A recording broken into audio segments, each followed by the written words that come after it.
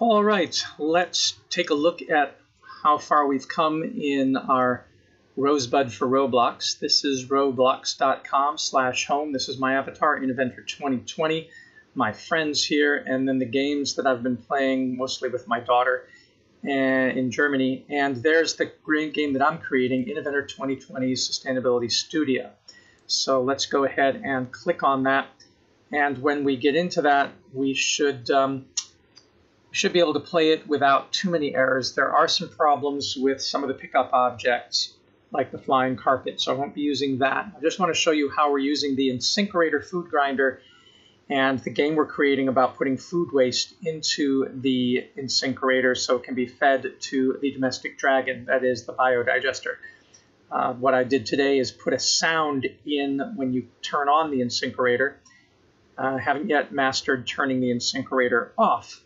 So there's always that. So you come in on the spawn point, and then some objects appear. The flying carpet isn't working today for some reason, so I'm not going to mess with that. And I can't seem to get the apple core to be picked up. But this apple here, I can pick up in my hand, and I'm going to take that apple, of course, to the Insinkerator up there by the biodigesters. And there's the whole landscape. There's our RV back there at the top, and our recycling, and there's our solar-powered canopy down here, and another solar-powered canopy over here. This is all real stuff that's on the property. Smaller solar cities, biodigesters, raised beds, keyhole gardens, a greenhouse with aquaponics, some solar panels over here, and a solar-powered car park, and a solar-powered golf cart. And so this mirrors what's going on in real life, but let me walk over to the area of the Insinkerator. And the first thing you see is inside this fence is our food grinding area with a wash tub sink outfitted with a 1-horsepower Insinkerator food grinder. When we grind food waste, we can get gas within 24 hours. Excellent. So let me just put this apple back in my backpack so that I can click on the door to open it. And let me go through here. And oh, it looks like my bucket disappeared. Anyway, there's the Insinkerator. So I would take my whole apple and I would hit backspace to put it into the Insinkerator, and it disappears. It shouldn't disappear, but it does, and that indicates that I've put it in the Insinkerator. I can also try that with this massive egg. There we go. So everything's in the Insinkerator now. It's in my backpack. Now I click on this button here, which you can only do when you have your avatar in view, and you hear the Insinkerator, and there it is under there. You hear the Insinkerator grinding up the food waste. Now there was supposed to be a bucket down here that for some reason has disappeared, and I can't account for why, because you're supposed to be able to pick up the bucket and walk over to the staircase and then feed or put the bucket into the Insinkerator, into the dragon's mouth. And once you've poured that in, then you go down and you can see that there are other bags of gas. This bag of gas here from the Wishing Well Insinkerator, I'm sorry, the Wishing Well Pushing Biogas System, and this bag here by the Buried system. And there's signage that tells you that this pushing digester is identical to the other two, but is fully buried. It was covered with inert sand, but as you can see, the liquid fertilizer it produces has created a lush pollinator garden for our butterflies and honeybees, proof of the liquid compost fertilizer value of biodigested food waste. And then you walk over to this Insinkerator, it tells you this is our Pushing Wishing Well digester, identical to Pete's Dragon, but it's half buried and has been decorated to be a landscape feature.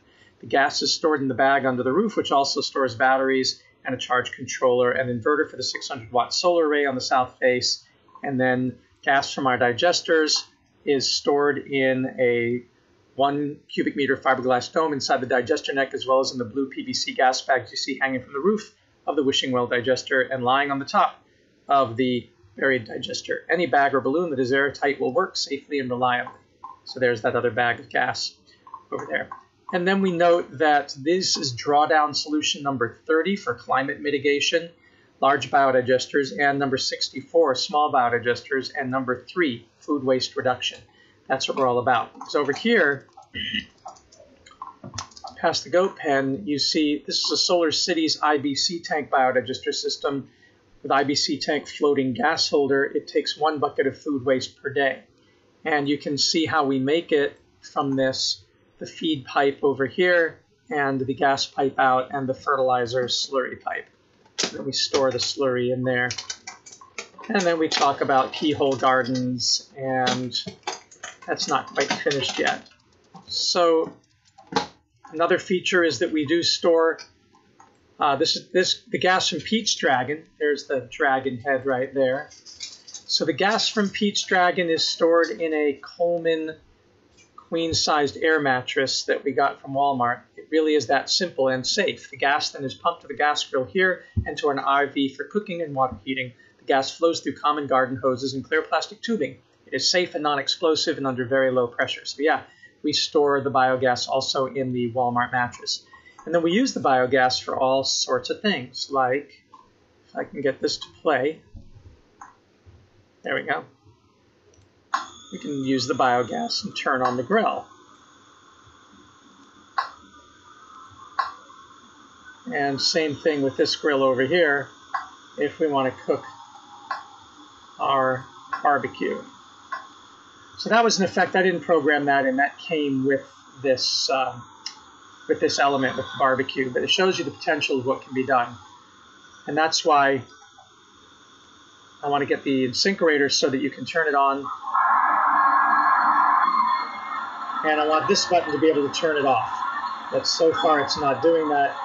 And the bucket I put in doesn't seem to be working all that well. But there's a lot of interactivity in this. You can obviously kick soccer balls around, and you can see the solar hot water system, and you can see the photovoltaics that we're using, and the battery box where we have our charge controller and our inverter and our 6 deep cycle batteries. And that's explained on this thing here, this sign here. So as we build the place out, we have all these different things for people to learn about. Recycling center, collecting and storing all our inorganic residuals, metal, glass, paper, cardboard, and plastics. We throw nothing away because it's our responsibility. We seek to recycle, upcycle, or downcycle everything, bring home. And we're going to make the games so that you can put the different types of plastics in these bins once we figure that out. And then here is the off-grid RV home, entirely powered by the 14 self-installed solar panels, and the water cooked and heated by biogas. And we can even go in that and see that and turn on the cold water and the hot water, for example. So yeah, pretty cool. There's the beehives. To be able to build our home and sustainability center in Roblox. I should turn off the gas now, of course. Hey, turn off.